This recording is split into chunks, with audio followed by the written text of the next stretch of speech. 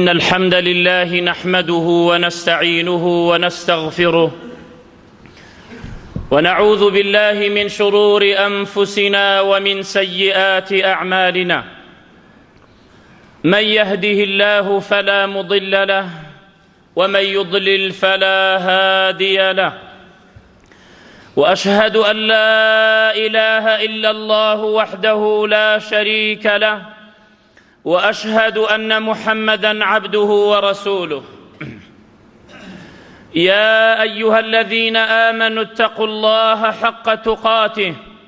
ولا تموتن إلا وأنتم مسلمون يا أيها الناس اتقوا ربكم الذي خلقكم من نفس واحدة وخلق منها زوجها وبث منهما رجالا كثيرا ونساء واتقوا الله الذي تساءلون به والأرحام إن الله كان عليكم رقيبا يا أيها الذين آمنوا اتقوا الله وقولوا قولا سديدا يصلح لكم أعمالكم ويغفر لكم ذنوبكم ومن يطع الله ورسوله فقد فاز فوزا عظيما أما بعد فإن أصدق الحديث كتاب الله وخير الهدي هدي محمد صلى الله عليه وعلى آله وسلم وشر الأمور محدثاتها وكل محدثة بدعة وكل بدعة ضلالة وكل ضلالة في النار أما بعد خۆشەویستانم مسلمانان میێوانانی ماڵی خوای پەروەردگار داوا ئەکەین لە خوای پەروەردگار کە ڕەحمەت و میهرەبانی خۆی بڕژێنێتە بانمانە و بەسەر هەموو مسلمانێکە لە هەر شوێنێکا بێت. باسی ئەو دیاردانەمان کرد، ئەو عەلاماتانەمان کرد ئەگەر ئێمە ئەنجامی بدەین ئێمە خۆشەویستی پێغەمبەرین صلی الله عليه وسلم و پێغەمبەری خوش عليه الصلاة والسلام ئێمەی خۆشگەرەکە بێت. یەکێتر لەو عەلامەتانە ئەگەر ئێمە ئەنجامی بدەین،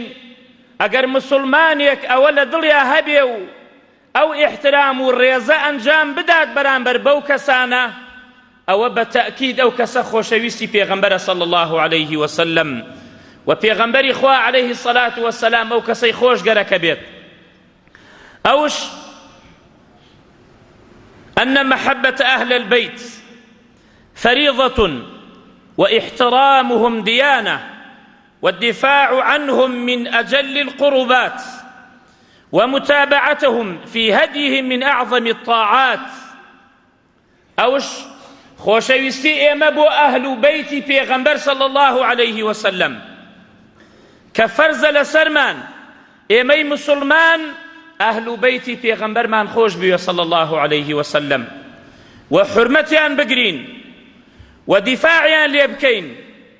و شوێنی ئەوان بکەوین لە عیبادەتەکانمانە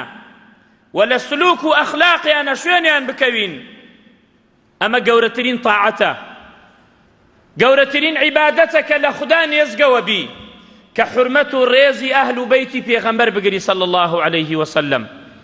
چۆن خوای پەروەردگار ڕێزی لێیان گردووە، ئێمەی مسلمانش ئەبێ ڕێزیان لێ بگرین، ئەبێ حورمەتیان لێ بگرین، ئەبێ لە مەنزیلەتی خۆی دایان بنین، ئەبێ شوێنی سونەتی ئەوان بکەوین، شوێنی ڕچکەی ئەوان بکەوین، چونکە ئەوان ئەهل و بەیت لە ڕێگای پێغەمبەر صلی الله عليه وسلم لایان نەداوە. ويكفي تزكية الله لهم بقوله تعالى. ئەم تەزکیە کە خوای پەروەردگار باسیانی کردووە لە قورئاندا، بەسیانە ئەگەر ئەم تەزکیەیان هەبێت لە سوورەتی ئەلئەحزابدا خوای پەروەردگار باسی ئەهل و بەیتەکە. ئەفەرمێت خوای جەلە جەلالوه: یا نساء النبی، أي جناني پیغمبر صلى الله عليه وسلم، لستن كأحد من النساء إن اتقيتن. ئێوە وەکو ژنانی تر نیتان، ئەی ئافرەتانی پێغەمبەر صلی الله عليه وسلم، ئێوە وەکو ئافرەتانی تر نیتان چی کاتێک إن اتقيتن يعني إن اتقيتن الله أجر إيوة لخوا بترسن لوانەی کە خوددا حرامی کردووە خۆتانی لێ بپارێزن ئێوە وەکو ئافرەتانی تر نیتان ئەی خێزانەکانی پێغەمبەر صلى الله عليه وسلم ئەوەڵ جار خوای پەروەردگار هەنێ شەڕ هەیە ئاگداری ئەهل بەیت دەکاتەوە فەرمی خۆتان لەم شەڕانە بپارێزن لە پاشاندا هەنێ خەیر هەیە پێیان ئەڵێت ئەم خێرانە ئەنجام بدەن ئەفەرمێت فلا تخضعن بالقول فيطمع الذي في قلبه مرض دەی مادام ئێوە وەکو ئافرەتانی ترنیتان ئەی خێزانەکانی پێغەمبەر صلى الله عليه وسلم دەی ئێوەش وەکو ئافرەتە کەمەکان وەکو ئافرەتە کەم ئەخلاقەکان وەکو ئافرەتە سوکەکان قسەکانتان وا لێ مەکەن کە کەسێ قسەی کرد لەگەڵتانە نەخۆشی لە دڵی بوو فيطمع الذي في قلبه مرض تەماحتان بکاو کەوا بەهۆی قسەکەتانەوە دڵی شتێ بکا بەرامبەر بە ئێوە دەنگ خۆتان ناسک نەکەنەوە دەنگتان ناسک مەکەنەوە فەرمووی فلا تخضعن بالقول فەرمووی نەیفەرموو فلا تلن له بالقول نە قسەی نەرم مەکەن قسەتان با نەرم بێ دائیمەن قسەی ڕق مەکەن بەڵام قسەکانتان تەنک مەکەنەوە ناز مەدەنە خۆتان لە قسەکردنە دوای کەسێ دڵی نەخۆشی تیا بێت تەماحتان نەکات ئەمە ئەم خیتابە بۆ خێزانەکانی پێغەمبەر صلى الله عليه وسلم و هەموو ئافرەتانی تر شەگرێتەوە چجا ئافرەتانی تری کاتێ قساکە لەگەڵ کەسێکا و خۆی با ئەدا لە بەردەمیا و دەنگی باریکە کاتەوە ئەوە بزانە نیشانەی نیفاقە ئەمە لە پشت پەردەوە کە قسەیان لەگەڵتانا کرد ئەی ژنانی پێغەمبەر صلى الله عليه وسلم دەنگ خۆتان ناسک مەکەنەوە لەگەڵ خەڵکا قساکەن هەر با دەنگە تەبیعەکەی خۆتان بێت دوای کەسێ دڵی نەخۆش بێت تەماحتانەکە دڵی بەرەو حرامێتی ئەڕوا ئێمە دڵێکمان هەیە نەخۆشە دڵێکمان هەیە مردووە دڵێکمان شەیە زندووە دڵی ئینسانی ئیماندار زندووە دڵی ئینسانی کافر مردووە با لاشەیشی ڕێبکا لەسەر زەویدا و دڵی ئینسانی منافق نەخۆشە دائیمەن نەخۆشی تیا هەیە نەخۆشی شەهەواتی تایە نەخۆشی شوبوهاتی تایە خدا شەڕێکە و باسێکا بۆیان خۆتان بپارێزن نەکەن دەنگ خۆتان باریک و تەنک و ناسک بکەنەوە لە بەردەم ئەو کەسانە وقلن قولا معروفا بەڵام قسەیەکی ڕێک و پێک بکەن بە جوانی و نەرمونیانی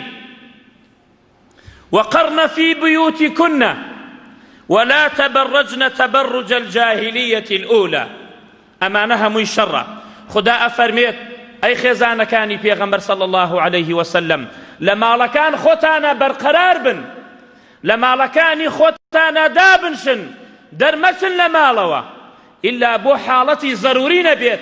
بو أو حالتنا بيك شرع ريقاي داوا أو هابا جناني بيغمبر بوتري صلى الله عليه وسلم شجا بآفرتاني إيما ئەگەر ئافرەتێک گەرەکێتی لە خوا نێزک بێتەوە با لە ماڵەکەی خۆی دانشێ و نەچێتە دەرەوە هەچ ئافرەتێکش گەرەکێتی لە شەیطان نێزک بکەوێتەوە ئەوە با دەربچێنە ماڵ دووەم کەس هاوڕێی شەیطانە چونکە ئافرەت هەموو گیانی عەورەتە و چجا ئافرەتی ئێستاکە سەر و پرچی لەو ناوە لاقی و سینگومنی لەو ناوە ئەو بۆنەی کە لە خۆی داوە کە پێغەمبەرە فەرمی عەلەیهی السەڵاتو وەسەلام هەچ ئافرەتێ بداتە بەردەم قەومێکە ئەو قەومە بۆنی خۆش لەو ئافرەتە بژنەون ئیلا ئەو ئافرەتە زینای کردووە ئەو ئافرەتە زینای کردووە ئاگداری ژنەکانتان بن ئاگداری کچەکانتان بن ئێوە تێن بۆ مزگەوت این خەڵکی وا هەیە جاری وا هەیە لەسەر سەفی پێشەوە شەڕەکات بەڵام وا ئەزانێ ئیسلامەتی بەس نوێژە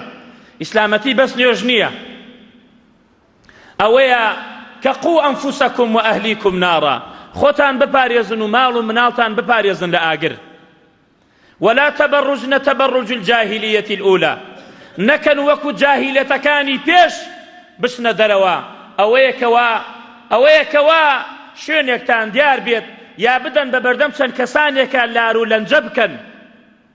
وەکو ئافرەتانی ئێساکە هەمووی تەبەڕوجی جاهیلیەتی ئولایە. ئەو نەهیەی خوای پەروەردگاریان شکانووە، هەمویان ئەو قەدەغەی خوای پەروەردگاریان ئەنجام داوە. بۆیە ئەوانە بەر لەعنەتەکەون بە نەسی حەدیثی پێغەمبەر صلی الله عليه وسلم. لە پاشاندا ئامۆژگاریانەکا بۆ خەیر، ئەفەرمێ وەئەقیمنە الصەلاتە وئاتینە الزەکاتە، نوێژەکانتان بە جوانی و بەڕێک و پێکیشی بکەن ئەی خێزانەکانی پێغەمبەر صلی الله عليه وسلم، زەکاتی ماڵەکانتان دەربکەن.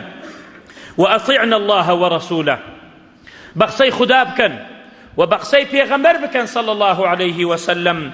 إنما يريد الله بويا خواي پروردگار أماني بو ايوه باس كردوا بو اوي آوهاتان ليبكا چيتان ليبكا ليذهب عنكم الرجس أهل البيت ويطهركم تطهيرا. بو اوي لا يبدا لسرتان همو خرابيك همو پیسیەک هەموو شتێکی ناشرین و پاکتان بکاتەوە هەتاوەکو قیامەت پاک و بێگەرد بن ئەی ئەهلی بەیت. ليذهب عنكم الرجس أهل البيت، بۆیە خدا ئەم ئامۆژگاریەتان ئەکات بۆ ئەوەی ليذهب عنكم الرجس، بۆ ئەوەی پیسی لەلاتان نەمێنێ، بۆ ئەوەی پاک بن لە لای مەخلوق و لە لای خالقش، بۆ ئەوەی بێگەرد بن. کەسێک قسەیەکی پێتان وت ئەو قسەیە بۆ خۆی ئەگەڕێتەوە بە تەئکید. وەکو خوای پەروەردگار لە سوورەتی نوورە باسی تەبریەی عائیشەمان بۆ کات دایکمان ڕەزا و ڕەحمەتی خوای لێبێ ئەفەرمێت إن الذين جاءوا بالإفك عصبة منكم لا تحسبوه شرا لكم بل هو خير لكم. وحسابي مكن أي پیغمبر صلى الله عليه وسلم، أي خێزانەکانی پێغەمبەر صلى الله عليه وسلم کە ئەمە شەڕێکە و تووشتان بووە کە بوهتانیان بۆتان کردووە کە ئەڵێن گوایە عائیشە زینای کردووە والعیاذ بالله. ئەوە شەڕ نییە بۆتان، ئەوە خەیرە بۆتان لە دنیا و لە قیامەت، خەیرە بۆتان. لە دنیادا ئايات بەسەریان دابەزی کە ئەمانە مسلمانانێکن زۆر پاکن، زۆر دوورن لە هەموو خراپەیەک، و لە قیامەتش ئەجریان ئاوهایە، و لە قیامەتش رفع درجاتیان زۆر بەرزە. لە پاشاندا خدا ئەفەرمێت واذكرن ما يتلى في بيوتكن من آيات الله والحكمة إن الله كان لطيفا خبيرا. دەی ئێوەش بخوێننەوە لە ماڵەوە ئەو قورئانانەی کە بەسەر ئێوەدا دائەبەزێ و بۆ ئێوەدا ئەبەزێ. آيات الله والحكمة واتە السنة، واتە قورئان و سنت بخوێننەوە، تەدەبوری بکەن، لە معنای تێبگەن، چونکە خوای پەروەردگار یەکەم لەطیفە، زۆر بەڕەحمە بەرامبەر بە ئێوە کە ئێوەی کردووەتە ئەو بنەماڵەیە،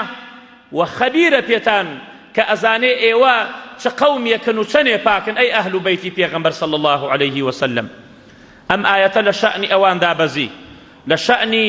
ئەهل و بەیتی پێغەمبەر دابەزی صلی الله عليه وسلم. جا ئەهل و بەیت کێیە و فەضلیان چییە و ئەو حەقانەی کە هەیە لەسەر ئێمەی مسلمان چۆنی ئەو حەقە ئەنجام بدەین، چونکە هەر کەسێ ئەوانە جێبەجێ بکا ئەوە خۆشەویستی پێغەمبەرە صلی الله عليه وسلم، ئەوە ئەو کەسە پێغەمبەری خۆشگەرەکە صلی الله عليه وسلم. یەکەمیان فەرموویانە هم الذين حرمت عليهم الصدقة، ئەوەی کەوا سەدەقەکردن بۆی حرام بوو لە سەردەمی پێغەمبەرە عليه الصلاة والسلام. هەر کەسێ سەدەقەیەکی بۆ بەهاوردایە، ڕۆژێکیان خورمایان بۆ ئەهاورد خڕی کرد لە شوێنێکدا، حەسەن و حوسەین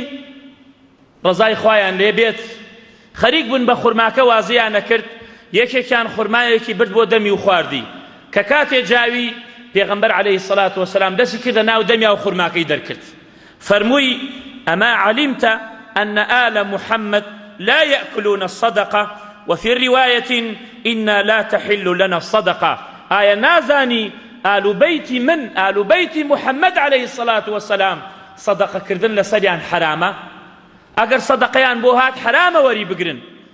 صدقيان بوهات حرامة بيخون، أبي بيدنا كسيكي تري،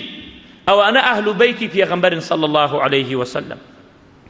وهندي كان فرمون أهل بيتي أو ذريتكي خيزان كانتي خاص بۆیە فەرموویەتی اللهم اجعل رزق آل محمد قوتا یا ربی خوایە ڕزقی ئالی محەممەد واتە خێزانەکانی قوت بکە واتە ئەگەر ئێوارە نانمان هەبوو بۆ نیمەڕۆ ئەڵێن خوا گەورەیە نانی نیمەڕۆیان نییە نیمەڕۆ خواردیان نانی ئێوارەیان نییە ڕزقیان قوت بووە دوعای کردووە پێغەمبەر عەلەیهی سەڵات وەسەلام وعائشە ڕەزا و ڕەحمەتی خوای لێ بێ ئەفەرمێت ما شبع آل محمد صلى الله عليه وسلم 3 أيام حتى لحق بالله عائشة أفرميت محمد عليه الصلاة والسلام وآل محمد ما بس لجنكانيتي تيريان نخوار سي روج لبانيك هتا وكو قيشت خواي پروردگار كواتا أما قولي كان أرين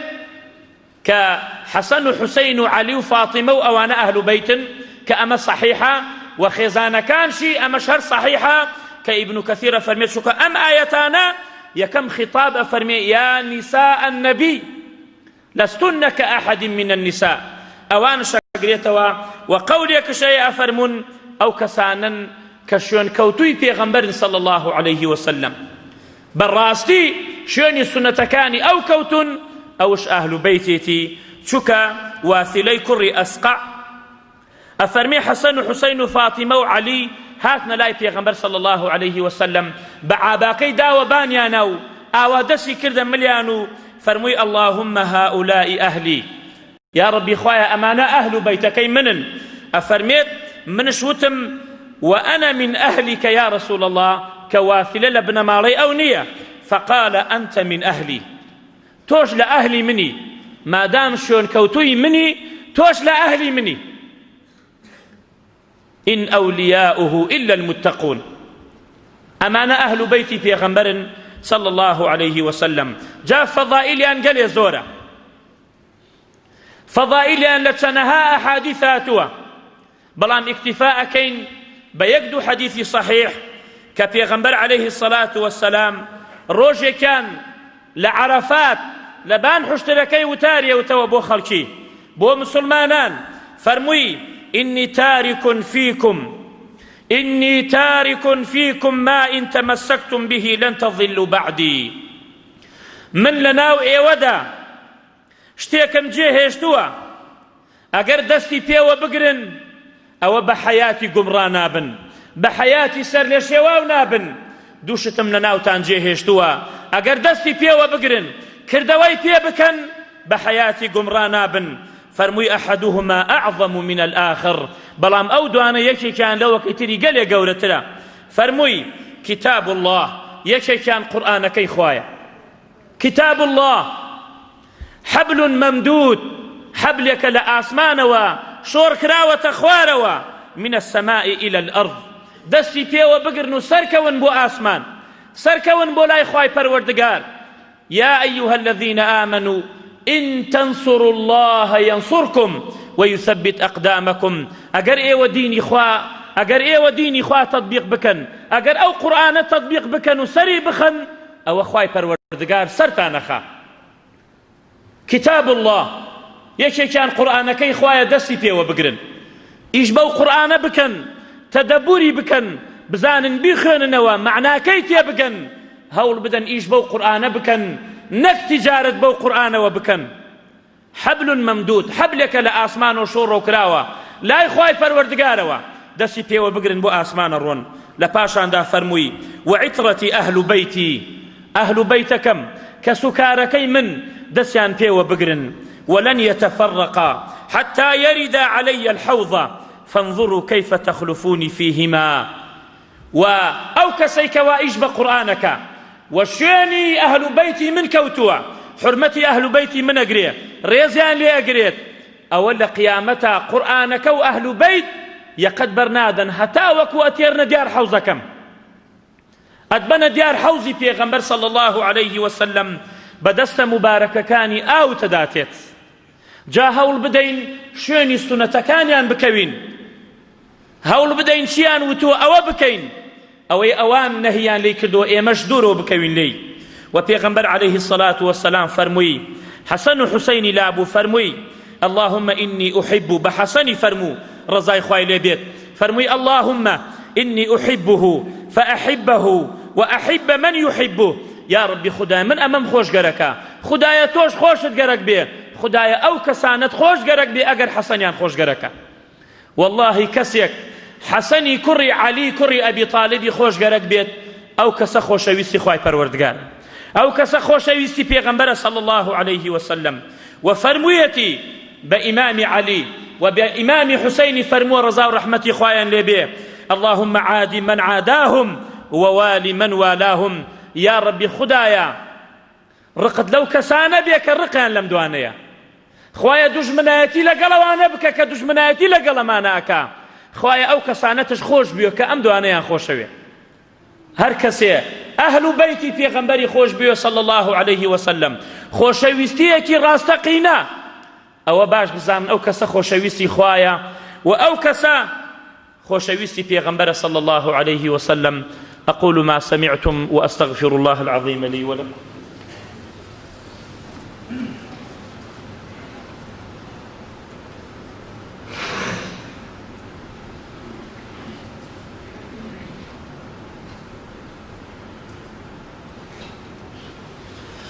الحمد لله رب العالمين، له الحمد الحسن والثناء الجميل، وأشهد أن لا إله إلا الله وحده لا شريك له يقول الحق وهو يهدي السبيل، وأشهد أن محمدا عبده ورسوله. أما بعد،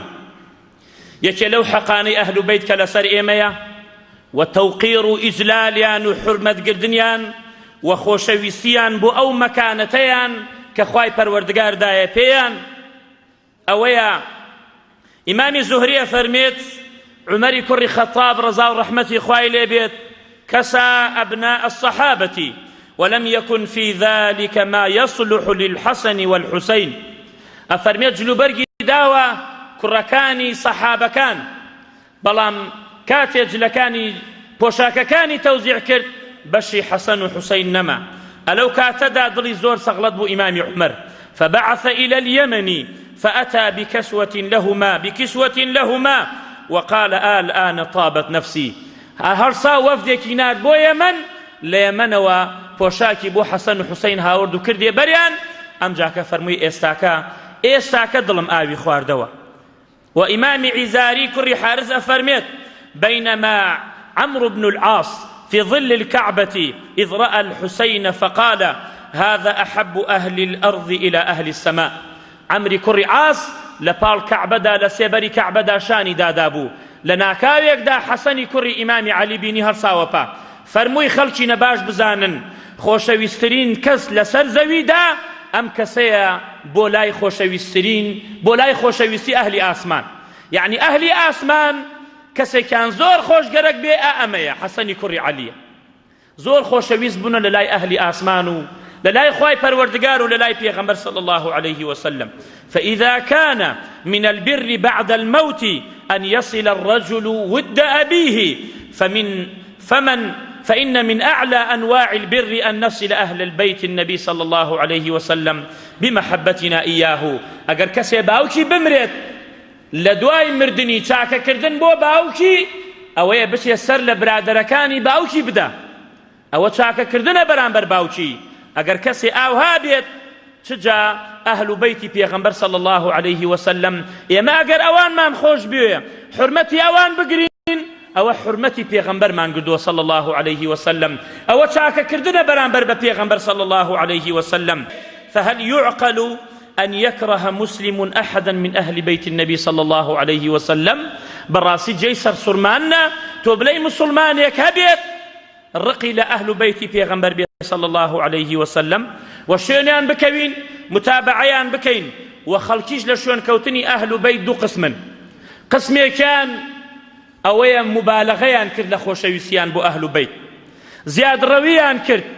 هتاوكو نلين يا علي نالين يا الله، هتاوكو نلين يا حسين نالين يا الله، هتاوكو لحجي ماري خواي قورش بقرينوا، هتاوكو التواف بدور قبركان أوان نكن أو حجب باطل دانا. والله أم جارا إما كعبدا لنا وساحي بيدا كسي واهب لكاتي تواف هاواري كد يا علي لناو تواف دا أو آفرة هنديانا أو آفرة باكستانيانا بس جويان ليبو تەبیعاتیان تێک چوو ئەویت ئێوە چێڵێن بە زبانەکەی خۆیان بۆ بانگ عەلیەکەن ئەلەم شوێنە مبارەکەدا بانگی عەلیەکەن بانگی حوسەینەکەن بەڵێ ئەو کەسانە ئەوانە شەریکیان بۆ خوا قەراردا و کەسانی تری لە غولاتی مسلمانان ئەوانش زیادڕەویان کردووە چ لە پێغەمبەر صلی الله عليه وسلم چ لە ئەهل و بەیتی زیادڕەویان کردووە بۆیە ئەبینی کەسێ لەوان کە گوایە ئەوانیان خۆشگەرەکە هەڵەسن قەبرەکانیان اتخاذ القبور عيدا وموسما ومبيتا وسوقا للبيع والشراء وملعبا للأطفال أبيني قبركانيان كراوة شون ياري كردي منالان كراوة شوني كرينو فروشتن لويدا أخون مانگ بمانگ أچن بو ديار قبركان حفتة بحفتة أچن بو ديار قبركان كان بججنة صالي جاري أچن أو هموي مخالفي شرعا يا وكو نذريان بو أكن نذر كردنش عبادته بو خواي پروردگار يا وكو توافكا بدور قبركانيان وكو چون مسلماناني خومان هيا توافكا بدور قبره سجداء باب وقبر اما لخوي وام كسي خوش غرك نازاني اوش كفره اوش شركه يا اوتا ماش كردني قبركان ماش كردني خولكان دسرين بمحاجره ودارو بردكان هتا وكو كابرايك لناو بيدا خويا ساويه مقام ابراهيم لا ألم اليوم دروس كلاوة كابرا بيود بوشي خود ساويت أمي لم قلب بالغية أو كابرا دكان دار هيم ألم اليوم يزور بشوفوا دكانك إيه بخود دنيا ألم اليوم بكرة وبخود هربي ساو خود أمش ألم اليوم يكوكو أو هيجي تانية براسي صدق عبد الله كري عمر رضا ورحمتي خواي لي بيت لعرفات للروجي عرفيا أي فرموا الركب كثير والحجاج قليل براسي سواري زورة خلقي زور هاتوا ابو عرفات بس والله حاجي كما خلق توافك هوارك يا شي عبد القادر قيلاني خلق توافك هوارك يا حسين خلق شي ابو عرفات افاريته ولو قبرانا خلق شي ابو الشهداء احد افاريته ولا قبركان خلق لمدينه ابيني لقبلكان لروي قبلكوا خلق مي وستاوى واقريا وافاريته ولا قبري بيغمبر صلى الله عليه وسلم حج قبول نابي رجوع قبول نابي نيوش قبول نابي چونکە تۆ شەریکت بۆ خوا قەرار دا بۆیە عەبدوڵای کوڕی عومەرەی فەرموو الرەکب کەثیر خەڵکی زۆر هاتووە والحجاج قەلیل بەڵام حاجی کەمە بەخوا حاجی کەمە ئوموری تەوحید خوای خۆمان ئەبێت بە حەق بناسین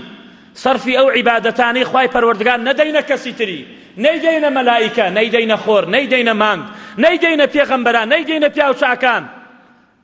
ئاگداری ئەوە بن وإلا خوای پەروەردگار فەرموویەتی ولقد أوحي إليك وإلى الذين من قبلك بيام وحيمان بوتو نارد أي محمد صلى الله عليه وسلم وبو بيغمبراني بيشتو هموي نارد من بيان من وتوا لئن أشركت أجا شريك بوخوا قراردن بيغمبركان ليحبطن عملك همو كردوكاتان بطالة بيتوا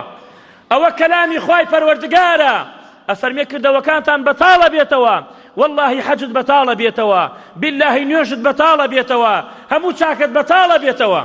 ولا تكونن من الخاسرين وخسارة من دي للرجل قيامته أي حلتي يا رب العالمين خدا فرمي بل الله فاعبد وكن من الشاكرين خواب فرسن بتاكو تنها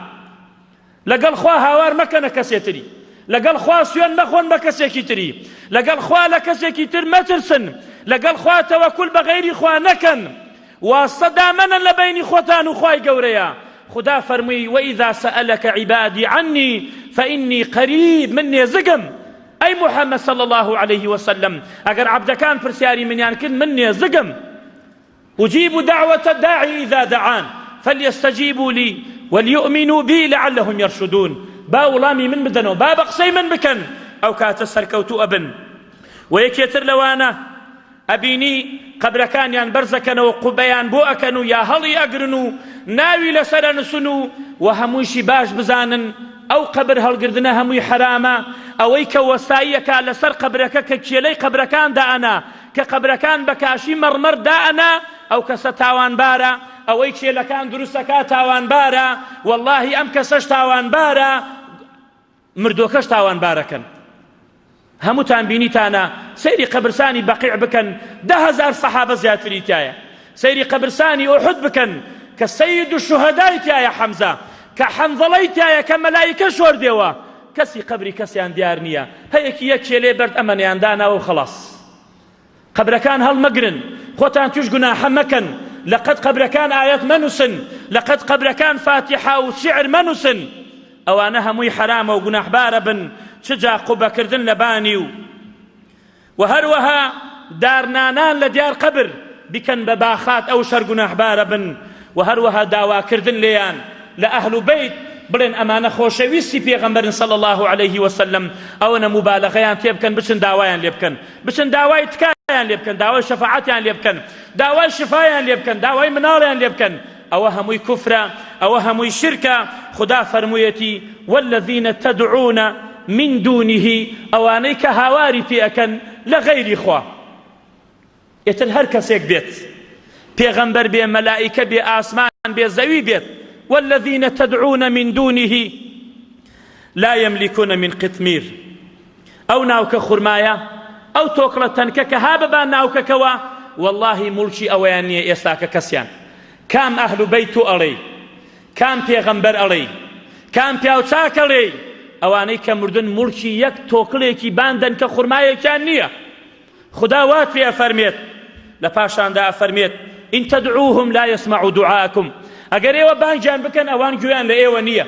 وەلەو سەمیعوا مەستەجابوا لەکم، ئەگەر گوێیانش لێی بێت ئەوە جواوتان نادەنەوە. وەیەومە القیامەتی یەکفڕونە بشرکیکم، خدا ناوی بر شرک و لە ڕۆژی قیامەتە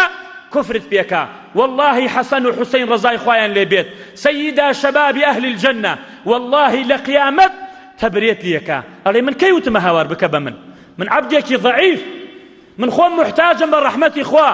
والله كان پیاوچاک تۆ ئەڵێ لە ڕۆژی قیامەت یەکفڕ بشرکک، خدا ناوی بر شرک، والله کوفرت پێکە. کەی من وتمە وەرە تەواف بکە بە دەور منە، کەی من وتمە سوێنم پێ بخۆ، حاشا وەلی لە بابە بڕۆ، من محتاجم بە ڕەحمەتی خوا. هەمووی کوفرت پێکە. ويوم القيامة يكفرون بشرككم ولا ينبئك مثل خبير، هیچ کەسێ وەکو خەبیر خەبەرت ناداتی ئەی پێغەمبەر صلى الله عليه وسلم. وخدا فەرموویەتی ومن أضل، کێ هەیە لەوە سەر لێ شێواوتر بێت، کێ هەیە لەوە کافرتر بێت. ومن أضل ممن يدعو من دون الله من لا يستجيب له إلى يوم القيامة وهم عن دعائهم غافلون. وإذا حشر الناس كانوا لهم أعداء وكانوا بعبادتهم كافرين. خدا ناوي برد عبادت، بانا لي عبادت شناكم، كي هي لوسر لشيواو تربيت، بشي داوالا قبر يبكى، بشي داوالا كتاوشاش يبكى، بشي داوالا بيغمبر يبكى. تو بڵێ کەسێک هەبێ لەوە گوبڕاتر بێ، نا والله کەس لەوە نییە گوبڕاتر بێ، چونکە خدا فەرموویەتی ومن أضل ممن يدعو من دون الله من لا يستجيب له إلى يوم القيامة. کامەی تۆ بە پیاوچاکی دائەنەی بچۆ دیاری هەتا ڕۆژ قیامەت هەر بانگی پێ بکە، بزار ڕۆژێک سەر دەرەکە لە قەبرەکە بڵێ ئەوە هاتم بۆلات. واز لەو خوایە دێنن، واز لەو خالق عەزیمە دێنن، ئەڕۆن داوا لە خۆڵ و دار و بەر دەکەن، داوا لە ئەهل و بەیت دەکەن. والله دەسەڵاتی هیچیان نییە. پێغەمبەر صلى الله عليه وسلم قەومەکەی خڕەوە کرد، فەرمووی ئەی فاتیمەی کچم وەرە لە ماڵی خوای پەروەردگار بەرە، ئەوەی کەما من بدەمێ لە دنیادا، من لە قیامەت هیچ دەسەڵاتێکم نییە بەرامبەر بە تۆ. ئاوهای پێیان وتە پێغەمبەر صلى الله عليه وسلم یا کەسێ پیاوچاکە مرێ لە ناو مزگەوتە ئەینەن قوبەیەکەکەن، کاتێ مسلمان هادر نوێژەکەی کرد بۆی بچێتە دەرەوە لە دیار قەبرەکەی تەوافێ بکە، بۆ ئەوەی نوێژەکەی ئاگرێکی پێوە ناو بستێ. بۆچی قەبر لە ناو مزگەوت بێت؟ ئەگەر بۆ عیبادەتت نەبێت، ئەگەر بۆ پارە پەیاکردنت نەبێت، ئەگەر بۆ تاغوتیت نەبێت، مزگەوت جێی عیبادەتە. وأن المساجد لله فلا تدعو مع الله أحدا. مزگەوتەکان هین خوایە، نەکەن کەسی تر بکەن بە شەریکی خوا. بۆ قەبر لە ناو مزگەوتە نەی؟ بۆ ئەوەی خەڵک تەوافی پێ بکە؟ ئەرە والله. بۆ ئەوەی خەڵک داوای شفای لێ بکە؟ ئەرە والله. بۆ ئەوەتە. ئەی بۆچیتە؟ ئەی بۆ نابێ، بۆ نایبێ بۆ قەبرستانی مسلمانە بینی لە قەبر؟ ئەگە پیاوچاک بە تۆش ئازابە پیاوچاک بە، نەک بچی سەرفی عیبادەت، نوێژەکەت بۆ خوا بێ، هەنێ لە سوژدەکەتش بۆ ئەو بێ. بۆ نەماندێ بچاو خۆمان چەندێ سوژدە ئەبەن بۆ قەبر. یعنی ئەو کەسانە بەس بۆ پارەکە پەیاکردنیانە، بەس بۆ ئەوەیانە دین بکەنە شتێک بۆ ژێر دەسەی خۆیان. ئەوانە هیچی شەرع نییە. پێغەمبەر عليه الصلاة والسلام لە کاتی سەرمەرجا فەرمووی لعن الله اليهود والنصارى اتخذوا قبور أنبيائهم مساجد. لعنەتی خوا لە گاور و جوولەکە بێت کە قەبری پێغەمبەرەکانیان کرد بە مزگەوت، نەک قەبری باو باپیرانیان لە ناو مزگەوتە خەڵک تەوافی پێ بکە، خەڵک داوای بەرەکەتی لێ بکە. ئەی ئەوە مڵکی تۆکڵێکی بان ناو کە خوڕمای نییە، چه دەسەڵاتێکی هەیە؟ بۆ لە ناو مزگەوتەی نەی، بۆ خەڵک سەر لێ شێواوەکەی بیبە لەگەڵ مسلمانانە بینە قەبر و بینە ژێر خۆڵەکەوە خۆی و عەمەلەکەی. بۆی ئێمەش بچین بۆ قەبرستان سەلامیان لێ بکەین، دوعای خێریان بۆ بکەین، ئەوان تازە ناتوانن بڵێن سوبحان الله. فەئەمانە هەمووی مخالەفەیە، مسلمان ئەبێ چاوکراوە بێ، ئەبێ ئاگدار بێ، ئەو خوا عەزیمە لە خۆمان نەڕەنجێنین. چونکە خوددا لە قورئاندا وعدێکی داوە، وعدی خۆی ناشتێنیە. فرموویەتی لە دوو ئاەتە لە سوورەتی ئەنیساءدا: إن الله لا يغفر أن يشرك به، لا يغفر أن يشرك به. قتلەکەی، زیناەکەی، عارەقە خۆیتەوە، بەدڕەوشتیەکەی، هەرچیەکەی، خوددا هەر لێت خۆشە بێ. مادام ئەلەی لا إله إلا الله بەدڵەوە شەریک بۆ خوا قەرار نادەی، جا واللهی شەو نوێژ بکەی، حەج بکەی، نوێژ بکەی، شەریک بۆ خوا قەرار بدەی. إن الله لا يغفر أن يشرك به ويغفر ما دون ذلك لمن يشاء ومن يشرك بالله فقد ضل ضلالا بعيدا. يا أوتا سفر كردن بولاي قبركانيان بويا. فالخلاصة حب أهل البيت يوجب احترامهم واقتفاء أثرهم ومتابعتهم والترضي عنهم وتعظيم شأنهم دون مغالاة. بلام أهل السنة وجماعة حرمت لأهل بيت أقرن، ريزيان لي أقرن، والله خوشيان قركا، والله قولكان نخنا بان سر وسر تشاو شون كوتوي أوانا بن، بلام ببي أو زياد روي بكن. إما ألين هوار مكان علي، ألين أوانا دجمني أهل بيتن. إما ألين هوار مكان الشيخ عبد القادر جيلاني رحمة إخوائي لبيه، ألين أوانا إيمانيان بأوليانية نخير با خلق شواشە نەبێت، ئەوان پاو پێڵاویان بەسەر سەر و بەسەر چاومان، بەڵام شوێنیان نەکەوین، بەڵام چیان فەرمووە ئەوە ئەکەین، بەڵام چی خوددا دایناوە ئەوە ئەکەین، ئەبێ حورمەت و ڕێزیان لە ناومانە هەبێت. جا هەر کەسێ حورمەت و ڕێز لە خێزانەکان پێغەمبەر بگرێ صلی الله عليه وسلم، لە ئەهل و بەیتی پێغەمبەر بگرێ صلی الله عليه وسلم، ئەوە علامەتێکە کە ئەم مسلمانە پێغەمبەری خوای خۆشگەرەکە، و پێغەمبەری خوش بە تەئکید صلی الله عليه وسلم ئەو مسلمانەی خۆشگەرەکە، و خوای پەروەردگار تۆی خۆشگەرەکە بێ لەبەرەوەی تۆ ئەهل و بەیتت خۆشگەرەکە. اللهم صل على محمد وعلى آله وزوجه وذريته كما صليت على آل إبراهيم في العالمين إنك حميد مجيد. يا ربي خدايا لئت بارين وبنا وجوانا كانت بصفات برز كانت باسم أعظمت. يا ربي خدايا التوحيد بتسبيننا وظلمانا. يا ربي خدايا أو الشركة وهتائس كردمانا نمان زانيا. يا ربي خدايا لمان خوش بي. يا ربي خدايا شار زمان بكي لدينا كمان. يا ربي خدايا خوشويستي پیغمبر صلى الله عليه وسلم زيادة بكي لظلمان. يا ربي خدايا خوشويستي أهل بيتي أو پیغمبرا صلى الله عليه وسلم بچسفيني لظلمانا. يا ربي خدايا واما ليبكي شوني سنة كاني أوان بكوين. يا ربي خدايا برحمي خذ رحمان في بكي شفاين خوشك كان من بدي رحم بمردو كان من بكي رحم بأمش بكي كاتي أشين بولايان. يا ربي خدايا وي مشكلة هي بوي آسان بكي. يا ربي خدايا برحمي خذ رحمان في بكي. آمين والحمد لله رب العالمين. إن الله يأمر بالعدل والإحسان وإيتاء ذي القربى وينهى عن الفحشاء والمنكر والبغي يعظكم لعلكم تذكرون ولذكر الله أكبر. قوموا إلى صلاتكم يرحمكم الله.